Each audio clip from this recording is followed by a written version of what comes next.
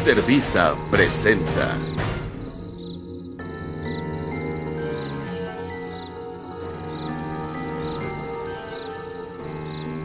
Hola, hola, hola, buenas noches. Esto es Visitantes Nocturnos. Yo soy Eric Contreras Ayala. En esta noche vamos a hablar de un tema que me parece interesante. Vamos a platicar sobre la navaja de Ockham. ¿Cuántas veces ustedes han escuchado esto de que cuando te encuentras con un problema, la respuesta más sencilla normalmente es la respuesta correcta? O dicho ya en toda su capacidad, en igualdad de condiciones, la explicación más simple suele ser la más probable. Bueno, a este raciocinio, a esta forma de pensar, a este principio de parsimonía, se le conoce como la navaja de Ockham. Es decir, y como dice literalmente, implica que cuando dos teorías en igualdad de condiciones tienen las mismas consecuencias, la teoría más simple tiene más probabilidades de ser la correcta. Por ejemplo, les voy a poner un ejemplo práctico muy sencillo. Supongamos que ustedes están en su casa y van a salir a la tienda. Van a la tienda a comprar unos chetos, lo que sea. Compran sus chetos y cuando van regresando a su casa, se encuentran frente a ustedes, casi enfrente de la puerta de su casa, a una criatura. Esta criatura pues se ve rara, se ve diferente. Y tú podrías pensar que hay varias razones, varias respuestas para ver a esta criatura que está casi enfrente de tu casa. Una de estas es que podría ser un chamán, podría ser una de estas figuras legendarias, mitológicas, que se convierten en animales. Y entonces lo que tú estás viendo es una bruja o un brujo que se acaba de convertir o estaba a punto de convertirse en estas etapas, bla bla bla. Y parece, ¿no? Parece un animal que está afuera de tu casa. Pero, ¿qué tal si esto es simple y sencillamente un animal, un coyote? Tú podrás decir, no, es que en mi casa no hay ese tipo de criaturas, no hay coyotes, no hay nada de esto. Pero entonces, ¿qué es lo que tú estás viendo en estos momentos? Es decir, entre creer que lo que estás viendo es una criatura legendaria mitológica y creer que simple y sencillamente es un coyote que a lo mejor tiene una enfermedad, tal vez, pues lo más sencillo o lo más racional que nosotros podríamos pensar, pues es lo más ocurrente, es decir, sería la respuesta más correcta. Es decir, entre pensar que se trata de un chamán a decir esto es un coyote, pues probablemente sea simplemente un coyote y no tengamos que estar dándole una explicación mucho más grande, mucho más compleja a lo que nosotros estamos viendo en determinado momento. En ciencia Este principio se utiliza como una regla general para guiar a los científicos en el desarrollo de modelos teóricos. En el método científico, la navaja de Ockham no se considera un principio irrefutable y ciertamente no es un resultado científico. La explicación más simple y suficiente es la más probable, mas no necesariamente la verdadera. Según el principio de Ockham, en ciertas ocasiones la opción compleja puede llegar a ser la correcta. Su sentido es que en condiciones idénticas se prefieran las teorías más simples. Otra cuestión diferente serán las evidencias que apoyen la teoría. Así pues, de acuerdo con este principio, no debería preferirse una teoría simple, pero con pocas evidencias, sobre una teoría compleja,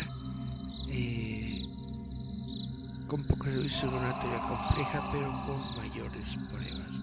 Lo que ha de tenerse en cuenta para medir la simplicidad es una cuestión ambigua. Quizás la propuesta más conocida sea la que sugirió el mismo Ockham. Cuando dos teorías tienen las mismas consecuencias, debe preferirse la teoría que postule la menor cantidad de entidades. Otra manera de medir la simplicidad, sin embargo, podría ser por el número de axiomas de la teoría. La navaja de Ockham se aplica en casos prácticos y específicos, englobándose dentro de los principios fundamentales de la filosofía de la escuela nominalista, que opera entre conceptos individualizados y casos empíricos. Muy bien, el principio es atribuido al fraile franciscano inglés del siglo XIV, Guillermo de Ockham, y es fundamental para el reduccionismo metodológico. Este principio ya formaba parte de la filosofía medieval, aunque fue Ockham quien lo utilizó de forma sistemática. Sin embargo, no solamente es un principio metodológico, sino que además tiene características noseológicas y ontológicas. La pluralidad no se debe postular sin necesidad. En su forma más simple, el principio de Ockham indica que las explicaciones nunca deben multiplicar las causas sin necesidad. Cuando se ofrecen dos o más explicaciones de un fenómeno, es preferible la explicación completa, es decir, no deben multiplicarse las entidades sin necesidad. Esta regla ha tenido una importancia capital en el desarrollo posterior de la ciencia. Algunos postulados que se desarrollan por este principio son: en igualdad de condiciones, normalmente la explicación más simple es la mejor. No hay que postular la existencia de entidades innecesarias para la explicación. Siempre tenemos que intentar explicar lo desconocido en términos de lo conocido. Bueno, apliquemos por ejemplo estos tres postulados al ejemplo que les estaba dando. En igualdad de condiciones, normalmente la explicación más simple es la mejor.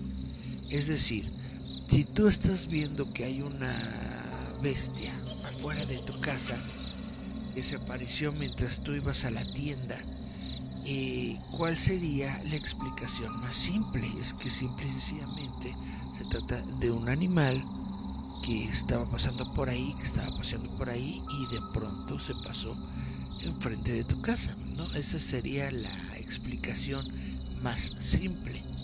Que estar pensando de que es un brujo que está hechizado y que de pronto pasó enfrente de tu casa, pues es más simple, más práctico, más puntual decir es un coyote que está pasando por aquí justo en estos momentos, ¿no? El segundo principio, no hay que postular la existencia de entidades innecesarias para la explicación. De nueva cuenta, ves un animal frente a tu casa, ¿qué es lo más sencillo que puedes postular? Pues que se trata de un animal, ¿no? Y que este animal pues puede ser precisamente un coyote. Entidades innecesarias para la explicación, pues ya lo innecesario sería justamente darle todo un concepto más grande, más complejo, más mitológico a la situación, ya introducir la figura de un mago, introducir la figura de un chamán, introducir la figura de un nahual, pues ya son entidades innecesarias para la explicación de lo que estás tú percibiendo en este momento, ¿no? El tercer principio dice, siempre tenemos que intentar explicar lo desconocido en términos de lo conocido. Pues bueno, si estamos viendo un animal fuera de la casa, en términos de lo conocido, pues obviamente tiene que ser un animal. Tiene que ser un animal que se aparezca o que pueda llegar a deambular por ahí. Por eso decimos que es un coyote. Aunque no lo sepamos, tratamos de identificarlo en términos de lo conocido. Sabemos que existen estos animales, sabemos que existen los coyotes, sabemos que pueden llegar a pasar por ahí. Aunque tú digas, no, en mi colonia no hay estos animales, o pues en mi cuadra, en lo que sea, no hay estos animales, puede ser, en algún momento puede ser que aunque no sean animales que normalmente tú veas en la zona, puede ser que de pronto uno de ellos haya aparecido por ahí. Y ahora, si es un animal que se ve medio gachito, medio feo, medio deforme, cosas así, es probable que simple y sencillamente sea un animal que esté enfermo. Puede ser un animal al que le dio la rabia, puede ser un animal al que le dio la sarna. Esto sería entonces explicar lo desconocido en términos de lo conocido. Y sería mucho más fácil explicar que un animal enfermo pasando enfrente de tu casa que teniendo en cuenta como si fuera un personaje mítico, legendario, de leyenda literalmente, que está en estos momentos pues dándose el paseo por ahí por donde tú estabas justamente comiéndote tus chetos. No sé si me explico, pero bueno, ¿cuál es el origen del término? La denominación de navaja de Ockham apareció en el siglo XVII. Con ella se expresaba que mediante este principio Ockham afeitaba como una navaja las barbas de Platón, ya que su aplicación se obtenía en una notable simplicidad ontológica, por contraposición a la filosofía platónica que llenaba su ontología de entidades. Además de los entes físicos, Platón admitía los entes matemáticos y las ideas. Desde una perspectiva ontológica, pues, la aplicación de este principio permitió a Ockham eliminar muchas entidades a las que declaró innecesarias. De esta manera, se enfrentó a muchas tesis sustentadas por la escolástica y, en especial, rechazó la existencia de las especies sensibles o inteligentes como intermediarias en el proceso del conocimiento. Rechazó también el principio de individualización, al que calificó de especulación vacía e innecesaria. ¿Qué es el principio de Individuación.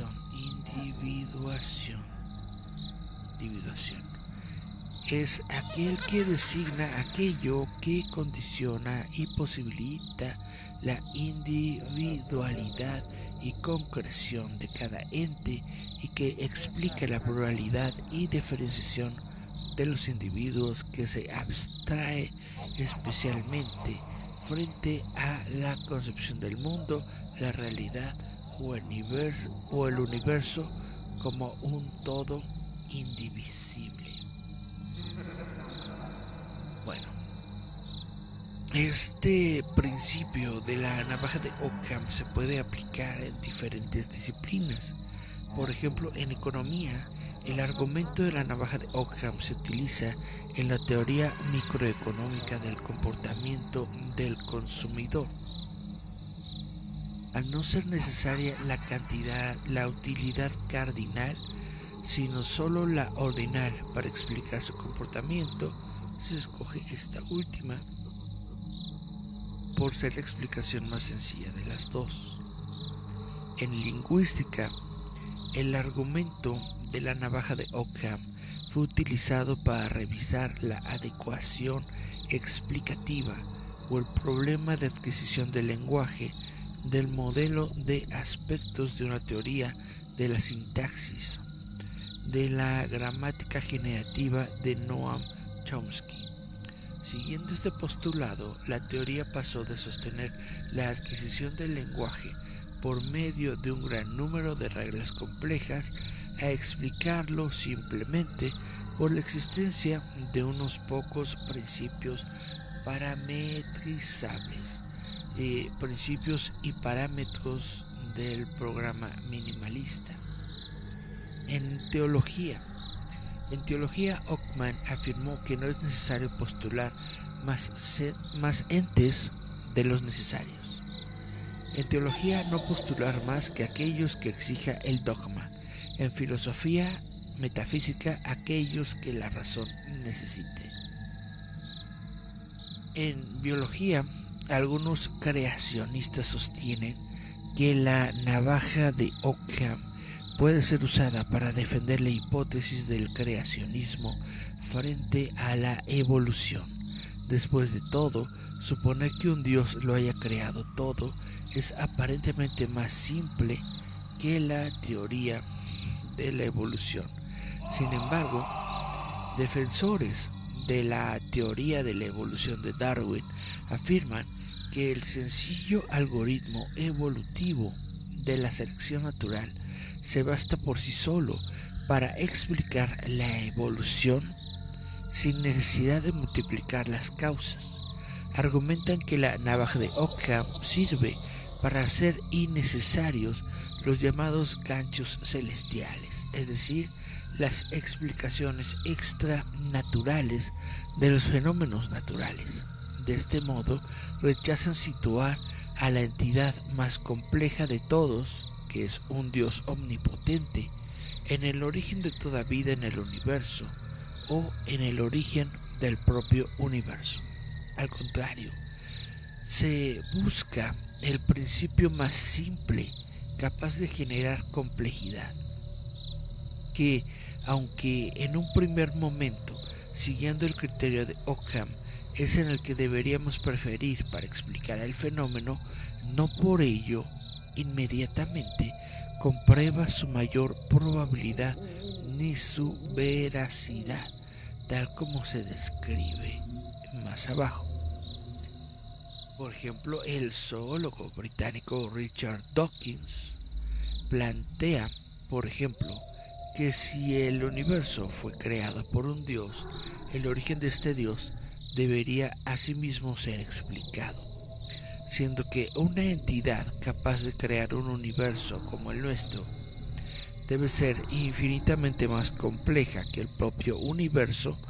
Por tanto, explicar su origen sería infinitamente más complejo que explicar el origen del universo sin su intervención, violándose de este modo el principio de parsimonía, al suplantar una incógnita,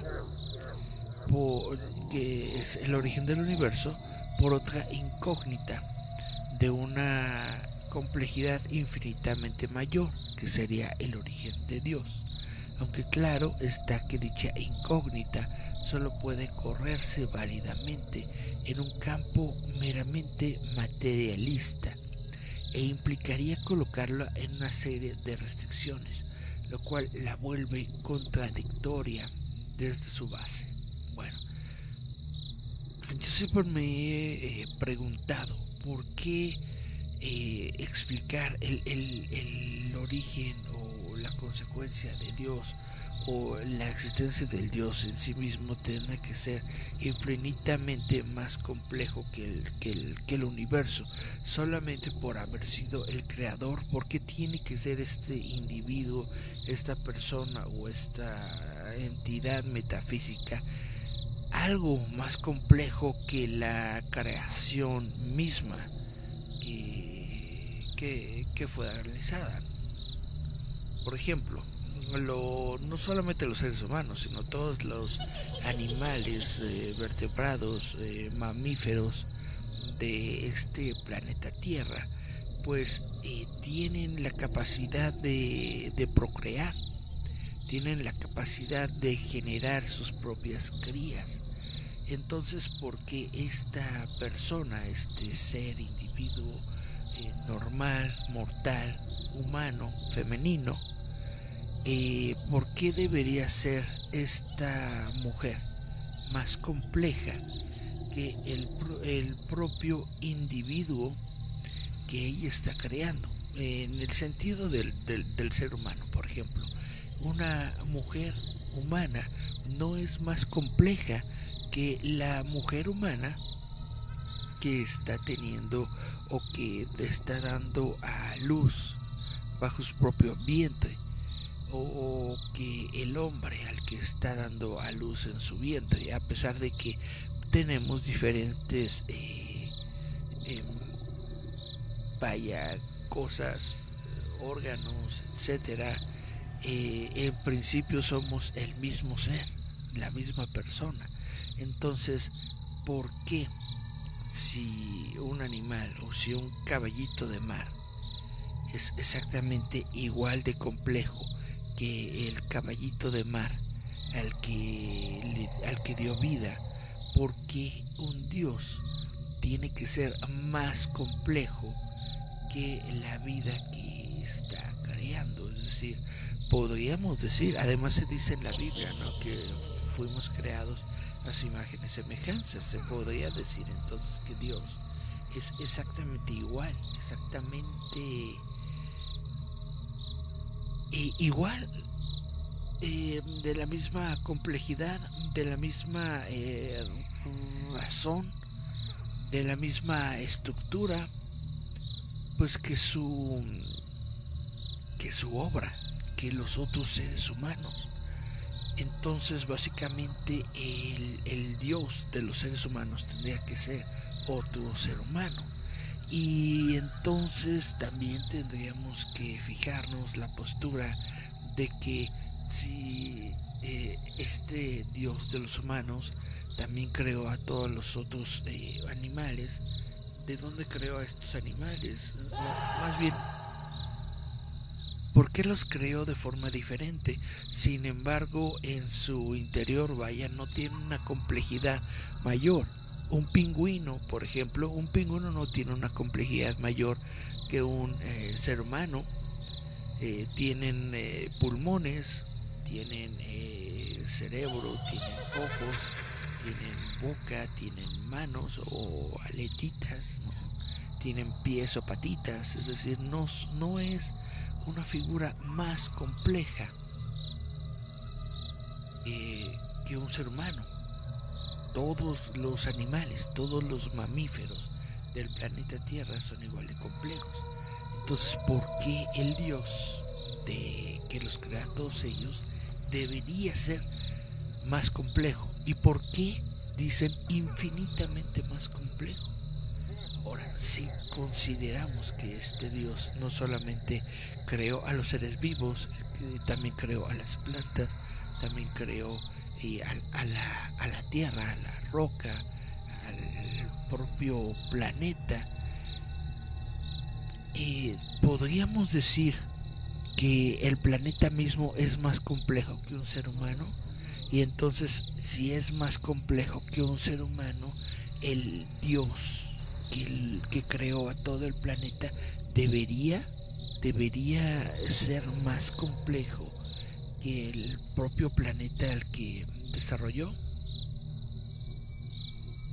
Pero bueno, creo que ya estoy nada más diciendo pausadas. Hola Francisco Fabián López Castillos. Hola, buenas noches Eric. ¿Cómo te va Fabián? ¿Cómo estás? Dice, ¿de qué se trata el tema de hoy? Estamos hablando de un principio que se llama la navaja de Ockham. La navaja de Ockham, que dice que la respuesta a, a algo, a un problema determinado, pues la respuesta a un problema determinado debe ser la más sencilla. O esa debería ser en todo caso la respuesta correcta. No siempre es, obviamente, no siempre es la respuesta correcta, no siempre es lo más atinado, pero en principio debería ser la respuesta correcta. ¿Cómo se aplica la navaja de Ockham en estadística? El principio de parsimonía tiene aplicaciones de importancia en el análisis exploratorio de modelos de regresión lineal múltiple de un conjunto de variables explicativas que forman parte del modelo a estudiar. Debe seleccionarse la combinación más reducida y simple posible, teniendo en cuenta la varianza residual, la capacidad de predicción y la multicolinealidad. En música, una de las aportaciones musicológicas del libro On Musical Self-Similarity de 2011 de Gabriel Parellón es el desarrollo de una teoría que opera en el sentido no de una navaja, sino de una antinavaja de Ockham. El resumen de esta formulación aparece del siguiente modo, donde la necesidad lógica tiene más bien un sentido de coordinación, la contradicción entre economía y repetición en música es aparente. La música repite lo que es necesario repetir, a fin de crear tensión adecuada entre preferencia y gramática como coordinación del proceso musical. Mira, está interesante. La música repite lo que es necesario repetir. En medicina, se trata de un procedimiento heurístico que podría denominarse heurística de la simplicidad, que señala que los médicos deben utilizar la manera más sencilla posible de explicar en forma correcta los síntomas o signos del paciente y lograr así un razonamiento clínico bajo las bases de la heurística. Harrison's Principles of Internal Medicine. Fíjate que esto también está, pues es muy raro justamente en medicina cómo se le da respuesta a una enfermedad, más bien a cómo dictar una enfermedad que normalmente cuando estás enfermo tienes una cantidad diferente de síntomas y esta cantidad de síntomas en sí mismos son solo síntomas. Se tienen que estudiar para encontrar en estos síntomas algún tipo de coherencia que los una y entonces poder llegar a la determinación de una enfermedad. Este es el problema, que varias enfermedades pueden llegar a tener los mismos síntomas y pueden inclusive llegar a parecerse tanto que puedan ser confundidos de diferentes formas. Yo, por ejemplo, cuando estaba enfermo cuando tenía yo unos 30 años y tuve que pasar un tiempo en el hospital, los síntomas que yo tenía los estaban confundiendo con Guillain-Barré, y estaban diciendo varios médicos, varios doctores que justamente me estaban revisando en su momento, pues que yo tenía esta enfermedad de Guillain-Barré, hasta que llegó un doctor. Así hagan de cuenta como el Doctor House. Llegó un doctor y le dijo a todos los demás: no, ustedes están tontos y que no sé qué. Y me acuerdo muy bien, pues, recuerdo esas cosas, ¿no?, que se te quedan grabadas en la cabeza, en la mente, en la memoria. Que vaya, yo estaba en mi sala de estudio, en una camilla, con varios tubos, con varias cosas así alrededor, y tenía una ventana bastante grande frente a mí.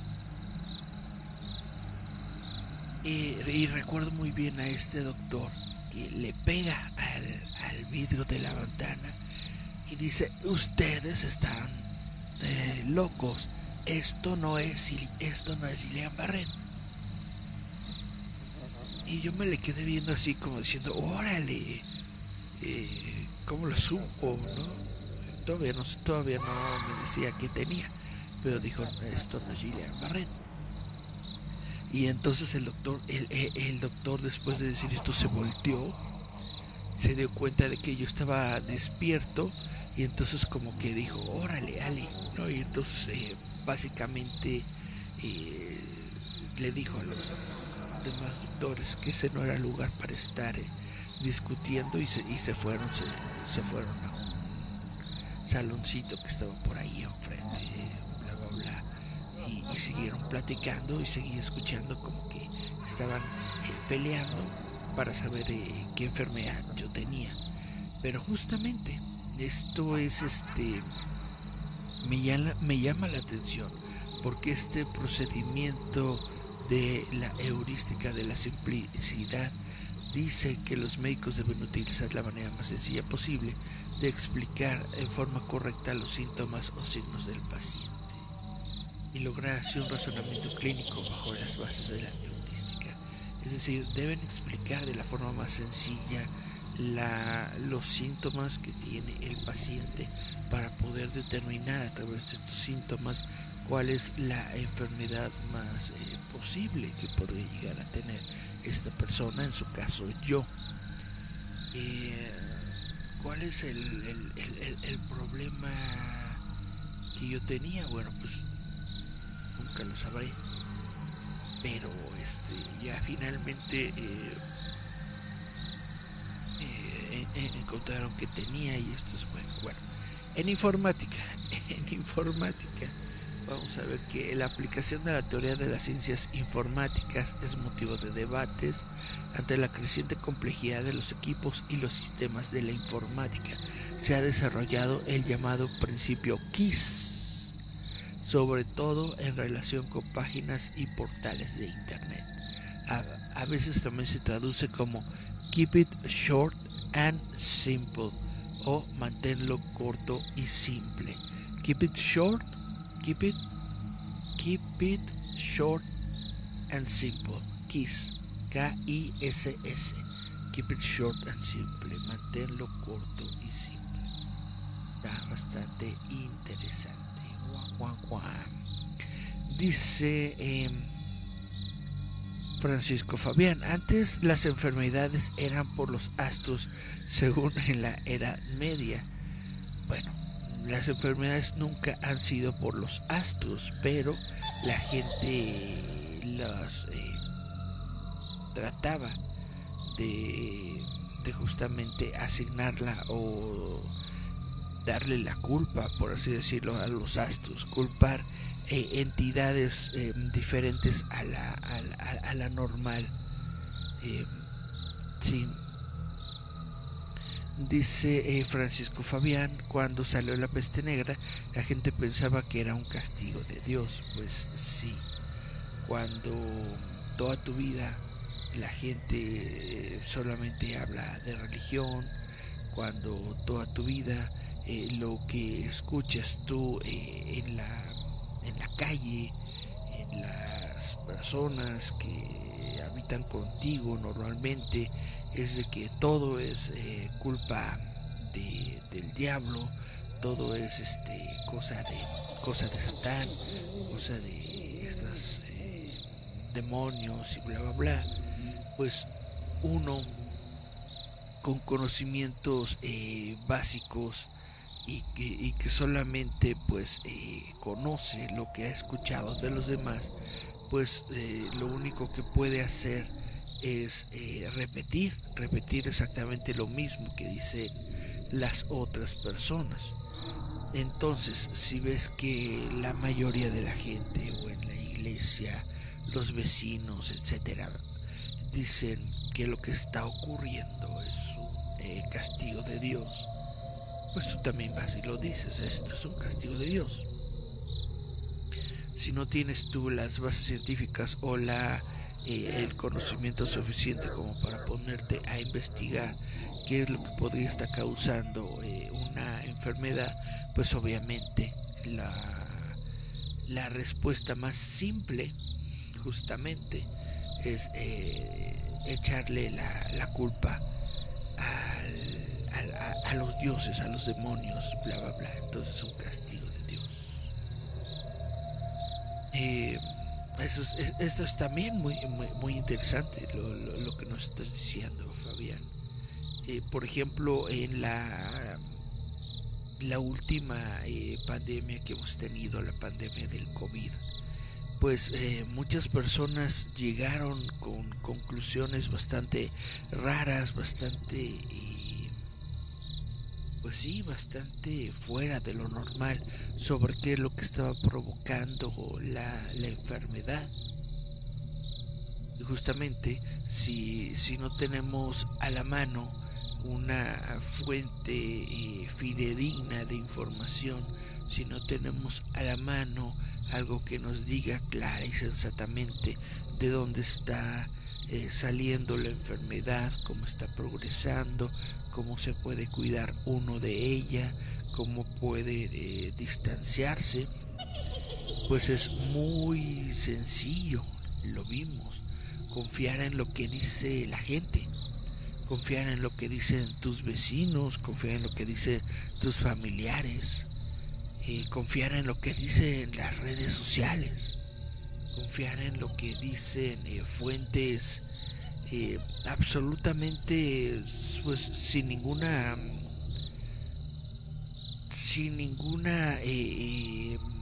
capacidad, sin ninguna explicación científica racional.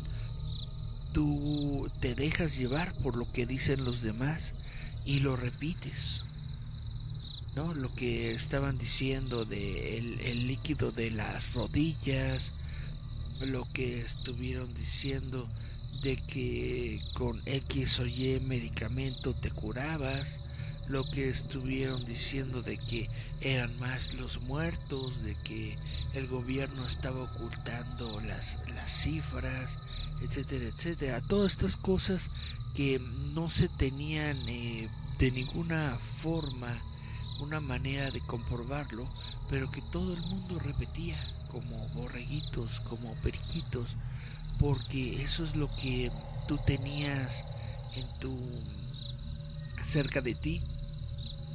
Y estamos hablando de pues de una época en la que se supone que estamos viviendo el futuro, se supone que estamos viviendo una era de información, Se supone que podemos obtener cualquier tipo de información del mundo en nuestras manos. Tenemos un aparato, toda una computadora de bolsillo, la tenemos en nuestras manos, en donde nosotros podemos consultar todo el conocimiento del mundo. ¿Y qué es lo que hacemos? No, nunca consultamos este conocimiento, nunca nos ponemos a ver las fuentes reales, nunca nos podemos saber las enciclopedias que existen aquí adentro de nuestro teléfono celular. No, ¿qué es lo que hacemos? Nos vamos a lo más sencillo, a lo más básico. Nos vamos a lo que dice la gente, lo que dice la gente como nosotros, lo que dicen nuestros vecinos, lo que dicen nuestros familiares, lo que dice la gente con la que nosotros acostumbramos platicar y discutir durante todos los días, que es la gente en las redes sociales. Esa es la información que consumimos, esa es la capacidad intelectual que tenemos para afrontar los problemas a los que pues justamente a los que se enfrenta la sociedad. Ese es el nivel de información que tenemos, y es algo bastante trágico, pero es real. Y como dice justamente este principio de la navaja de Ockham, no siempre lo más simple o lo más sencillo es la respuesta correcta. Bueno, la navaja de Ockham no implica la negación de la existencia de ningún tipo de entidad, ni siquiera es una recomendación de que la teoría más simple sea la más válida. Su sentido es que a igualdad de condiciones sean preferidas las teorías más simples. Otra cuestión diferente serían las evidencias que apoyen la teoría. Así pues, de acuerdo con este principio, no debe preferirse una teoría simple pero incorrecta sobre una teoría compleja pero correcta. Por ejemplo, lo que se ha dicho varias veces o muchas veces sobre el origen del COVID, ¿no? De que muchas personas dicen que fueron chinos, personas de Asia comiendo sopa de murciélagos, que esta enfermedad de los murciélagos saltó de las especies, saltó de los murciélagos a los seres humanos, y de ahí fue que se disparó esta enfermedad. Es una teoría posible y puede ser que sea una teoría simple, pero ¿es la teoría correcta? La verdad es que no lo sabemos, aunque no es la primera vez en la que esto sucede. No es la primera vez en la que justamente las enfermedades saltan de los animales a los seres humanos. Aún en día, aún hoy, no se sabe a ciencia cierta cuál fue la realidad, qué fue lo que desató esta pandemia en el mundo. Yo sé que todos nosotros en algún momento hemos escuchado algo, hemos escuchado alguna teoría, hemos escuchado alguna cosa que dice, no, que el gobierno fulano, que el gobierno sultano, bla bla bla, que fue creado en un laboratorio allá justamente en China, ¿no? Etcétera, etcétera. Pero la verdad es que no tenemos ninguna certeza para poder saber o poder decir o poder asegurar qué fue lo que causó o lo que creó este brote epidemiológico. No sabemos de dónde salió. Para el filósofo Paul Newell, El punto principal que hace que la navaja de Ockham sea de poca ayuda, sino explícitamente entorpecedora y dañina, es que es imposible establecer a priori las consecuencias de añadir entidades adicionales, puesto que la ciencia nunca finaliza, siempre estamos en la posición antes y nunca llegamos a la posición después, que según Niels Bohr era el único momento en el que se podría introducir la navaja de Ockham, lo cual obviamente ya no es de ninguna ayuda para juzgar de antemano una teoría, porque ¿qué nos hace pensar que el universo es simple y ordenado en lugar de complejo y caótico? ¿Y si el universo y la realidad misma tuvieran una estructura fractal? Preferir una teoría que explique los datos en función del menor número de causas no parece sensato. ¿Existe algún tipo de razón objetiva para pensar que una teoría así tiene más probabilidades de ser cierta que una teoría menos simple? Aún hoy en día, los filósofos de la ciencia no se ponen de acuerdo en darle una respuesta a esta pregunta. La forma moderna es la medida de complejidad de Kolmogorov. No existe una medida simple de simplicidad. Dadas tres explicaciones, no podemos estar seguros de cuál es la más simple. No es posible aplicar las matemáticas para determinar la validez de un juicio. Se vuelve el juicio subjetivo y relativo. Por ejemplo, la física clásica es más simple que las teorías posteriores. Matemáticamente, la física clásica es aquella en cuyas ecuaciones no aparece la constante de Planck.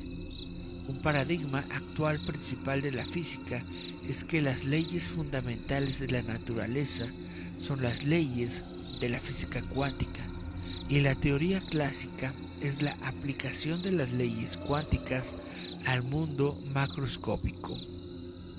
Aunque en la actualidad esta teoría es más asumida que probada, uno de los campos de investigación más activos es la correspondencia clásica cuántica.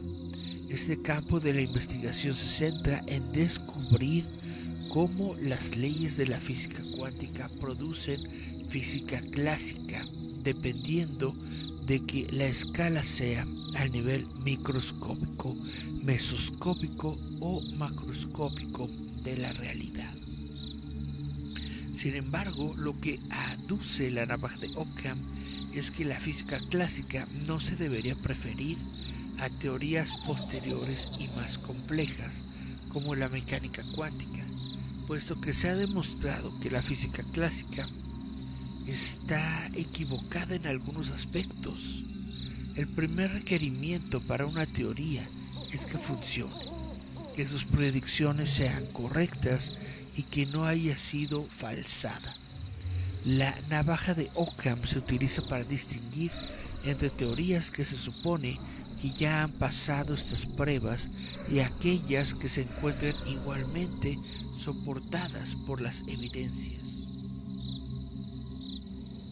Otro controvertido aspecto de la navaja de Ockham es que la teoría puede volverse más compleja en lo relativo a su estructura o sintaxis, mientras que su ontología o semántica se va haciendo más simple o viceversa. Un ejemplo habitual de esto es la teoría de la relatividad. Galileo Galilei criticó duramente el mal uso de la navaja de Ockham en sus diálogos sobre los dos máximos sistemas del mundo, el tolémico y el copérnico. La navaja de Ockham viene representada por el diálogo de Simplicio, un defensor de la física aristotélica, un personaje con el que quizás Galileo estuviera representando al Papa Urbano VIII. El punto clave sobre el que ironizó Galileo fue que si realmente se quisiera comenzar desde un número pequeño de entidades, siempre se podrían considerar las letras del abecedario como entidades fundamentales, puesto que con toda certeza se podría construir todo el conocimiento humano a partir de ellas. Y así todo está bien, perdón. Pensé que ya no me estaba leyendo el micrófono. Permítanme solamente tomar un traguito de agua y continuamos.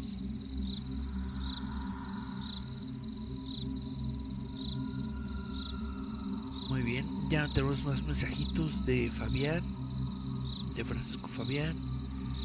Entonces vamos a continuar leyendo el texto. Bueno, aquí está el concepto de las antinavajas de Ockham. La navaja de Ockham se ha encontrado con multitud de oposiciones por parte de quienes la han considerado demasiado extrema o imprudente. El teólogo inglés Walter Chatton, contemporáneo de Guillermo de Ockham, cuestionó la navaja y el uso que éste hizo de ella. Como respuesta, aportó su propia antinavaja, que dice: si 3 cosas no son suficientes para verificar una proposición afirmativa sobre las cosas, una cuarta debe ser añadida, y así sucesivamente. Otros filósofos que también crearon antinavajas fueron Gottfried Leibniz, Immanuel Kant y Karl Menger. La versión de la antinavaja de Leibniz tomó su forma en el principio de plenitud, que establece que todo lo que sea posible que ocurra, ocurrirá. Todo lo que sea posible que ocurra, ocurrirá. Esto también es la ley de Murphy, ¿no? Si algo puede ocurrir, ocurrirá. Bueno, Leibniz argumentaba que la existencia del mejor de todos los mundos posibles confirmaría genuinamente cada posibilidad, y postuló en su Teodicea que este mejor de todos los mundos posibles contendría todas las posibilidades sin que nuestra experiencia finita pudiera cuestionar racionalmente acerca de la perfección de la naturaleza. Este mismo principio de plenitud se encuentra presente en el concepto del multiverso. En la teoría de los universos múltiples o muchos mundos del físico estadounidense Hugh Everett, teorías consideradas como científicas. El reciente descubrimiento de la energía oscura, que es una suerte de quinta esencia, que se podría atribuir al movimiento dinámico de un campo escalar, le ha permitido a los físicos Lawrence Baum y Paul Frampton, que son el segundo autor del primer libro sobre teoría de cuerdas, formular la existencia de una nueva entidad, contrariamente a lo que la navaja de Ockham argumentaría. La energía fantasma, la cual daría lugar a un modelo cíclico del universo en el que la entropía del universo decrecería hasta cero. Un modelo que ya había sido sugerido por Albert Einstein, que explicaría por qué el valor de la constante cosmológica es varios órdenes de magnitud inferior al que predice la teoría del Big Bang, que fue inventada por el sacerdote católico George Lemaitre. Pese a ser la comúnmente consensuada por la comunidad científica, recientemente algunos científicos han cuestionado incluso una de las asunciones principales de la física, el supuesto de que las constantes universales sean realmente constantes y sus implicaciones. En el año 2009 se lanzó el satélite Planck, que podría permitir dilucidar qué teoría es más adecuada.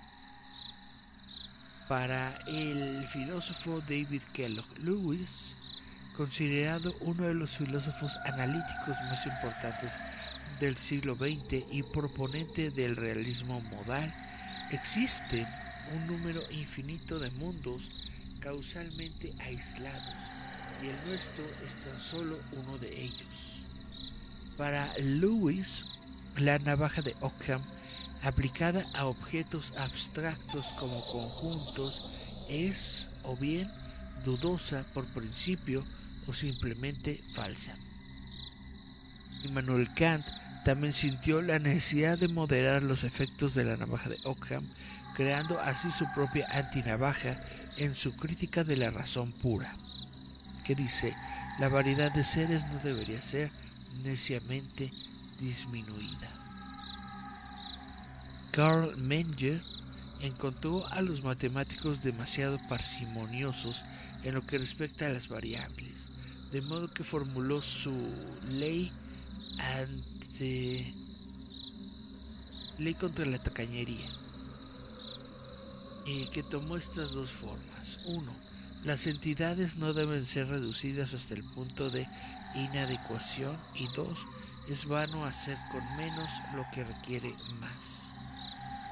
Incluso Albert Einstein también aportó su propia antinavaja de Ockham, que dice: a duras penas se puede negar que el objeto supremo de toda teoría es convertir los elementos básicos en simples y tan pocos como sea posible, pero sin tener que rendirse a la adecuada representación de un solo dato de la experiencia. Simple, pero no más simple. Esto lo formuló en el año 1900. Pues bueno, podemos encontrarle a todo conocimiento humano o a toda representación del pensamiento humano una razón y una contraria, una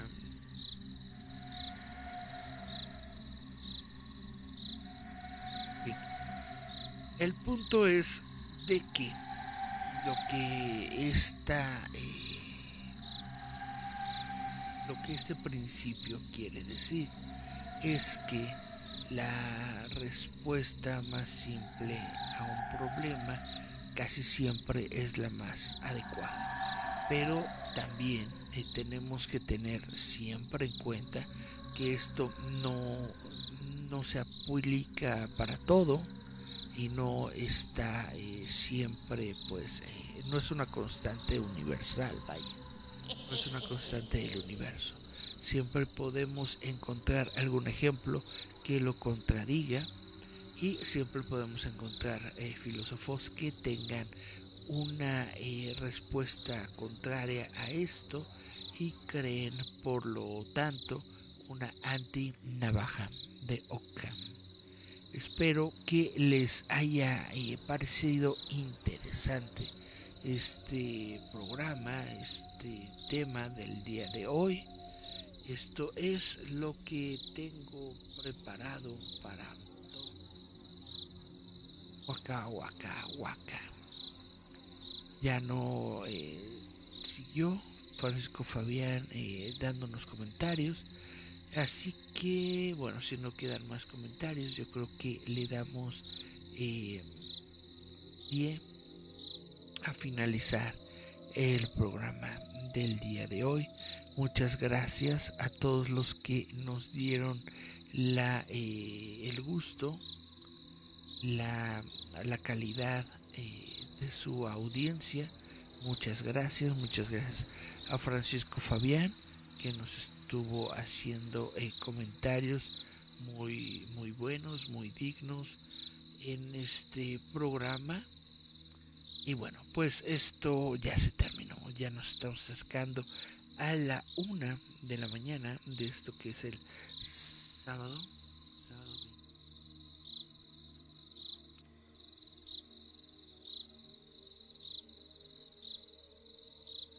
Esto fue el programa Visitantes Nocturnos del sitio web roboto.mx. Los invito, por supuesto, a que nos acompañen leyendo el sitio web roboto.mx, donde platicamos abiertamente de diferentes temas que tienen que ver con la cultura popular.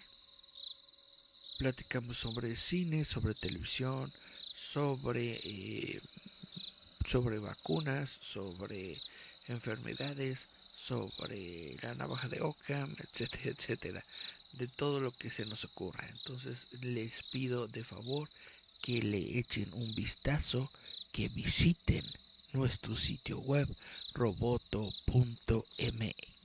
Ahora sí, sin más, por el momento yo me despido. Nos escuchamos, nos vemos la próxima semana, misma hora, mismo canal, facebook.com/roboto mx. Aquí estaremos la próxima semana. Por pronto les digo chao, chao, chao, chao, chao, chao.